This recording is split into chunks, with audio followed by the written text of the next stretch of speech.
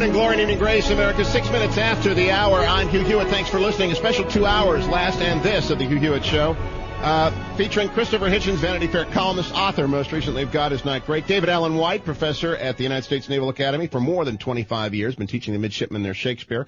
Also the author of the Encyclopedia of Shakespeare and The Horn of the Unicorn. Welcome back, gentlemen. Christopher Hitchens, in our first conversation in this series, and I hope there'll be more, I had you opposite theologian Mark Roberts, and I quoted to you from Walter Isaacson's new biography of Einstein, in which Einstein said, quote, "Try and penetrate with our limited means the secrets of nature, and you will find that behind all the discernible laws and connection there remains something subtle, intangible, and inexplicable, a veneration for this force beyond anything we can comprehend, and that is my religion. To that extent, in fact, I am religious." Now, David Allen White says science destroys religion. It seems to me that Einstein is saying it builds upon it. Well, I'm saying that if you take religion as being the pantheism of Spinoza, who was, in fact, Einstein's favorite philosopher, a man not just excommunicated by his own synagogue, but that excommunication enthusiastically seconded by the Catholic and Protestant authorities of the day, as a very highly dangerous heresy, then it amounts to no more than what I was saying earlier about the Hubble telescope or the double helix. Of course there are things that are awe-inspiring, that make us feel small, that inspire in us the transcendent, but these are nothing to do with the supernatural. The insistence of Einstein is that there are no miracles, there are no changes in the natural order. God does not intervene in our affairs. There is no such person, in fact, to do so. And his statements about organized religion throughout his life were uniformly contemptuous for that reason. David Allen White. Let me ask you. I want to clarify one thing. I am not in any way against science. It seems to me fairly obvious that there have been scientific discoveries of the last few centuries that have been absolutely remarkable. I'm in total agreement with that. And everything from the exploration out there, which is fascinating. I mean, the pictures from the Hubble telescope are indeed awe-inspiring, as well as going deep inside the miracles of biology and what we've learned about the human body. This is remarkable. There is a role for science. It has to do with nature. It has to do with our understanding of the way things are created and how they operate. My concern is that there is a corresponding diminution of the inner life. Let me put it this way.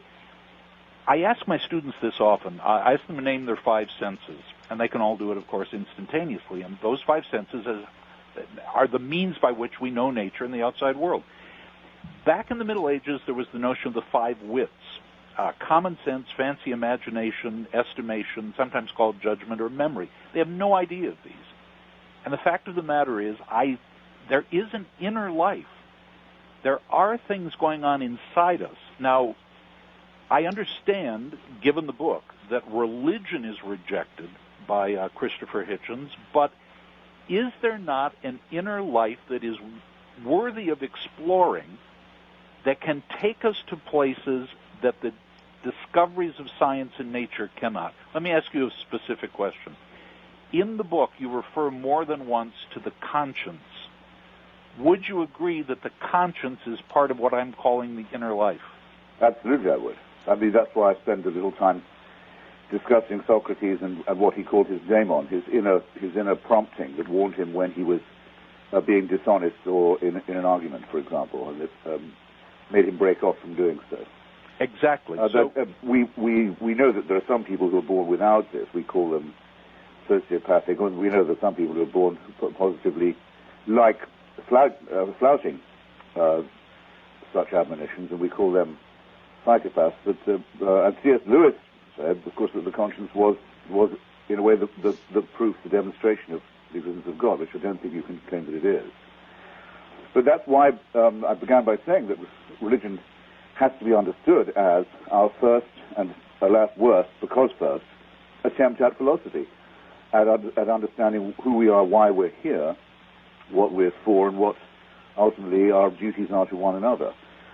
All these matters can be just as profoundly addressed in the absence of any belief in the supernatural or any hope, and this is important, I think, of a divine reward or a divine punishment. Well, if I may say so, Socrates also believed in that. As you know, in the Phaedo dialogue, he posits not just an afterlife. He's talking about the immortality of the soul, but curiously posits a place of judgment. Those who have committed terrible wrongs are thrown into the lake of Tartarus and never emerge again. And then he talks about those who have done things wrong but basically curable, who, after they spend their time, are released, and then those who go immediately to a very pleasant place. I mean, through reason, he comes to Dante as well. But he also had a description of what an afterlife could be like if he was lucky, which was endless Socratic dialogues with old and departed friends, but he hastened to add he could be wrong about that. Oh, well, it's a very old dream that there would be such a thing, but there's unfortunately no reason at all to believe it. Look, may I just walk us back one stage before the break when you were saying about religion and science? And I think in this, though generally you've made the church seem a much more friendly institution than it is or has been, and as if, it's one opinion among many and you can take it or leave it, which isn't actually how Catholicism was spread. But it was, in fact, a Catholic scientist, a Frenchman, whose name has just for the moment escaped me, who came up with the idea of what we call now the Big Bang. Quite a long time ago, too. I mean, nearly a century ago. Very impressive. And unlike many Protestant churches, the Catholic Church has never really bothered to try and forbid the teaching of evolution. It seems to have learned from its mistakes with Galileo and with other scientists. But here's what makes, I think, religion and science ultimately incompatible, and it's simply this. We agree, since I'm not arguing with the Protestant who thinks that the Earth is 6,000 years old, that the human species is what? At least 100,000 years old, Homo sapiens. Do we agree on that? Not necessarily. Not necessarily. Well, how many years would you allow then? Let me put it this way. I have absolutely no idea. Very well. And it is in no way necessarily a doctrine. All right. Well, then I'll say if. I'll have to say supposing. But let me say one thing to get the point clear. I do believe in an original Adam and Eve. That I do believe in, which really? I suspect you will find overwhelmingly ignorant on my part. Well, as a matter of fact, I mean, it does seem that at a certain point in the evolution of the species in Africa, we were down to a very few hundred people.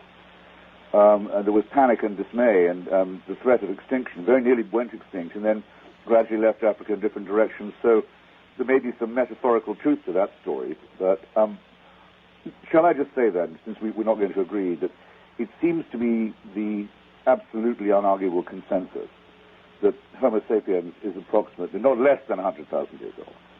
Now, if that's the case, I'll have to say, since you don't agree necessarily with it, it would have to be believed that heaven watched the first 98,000 years of this go by.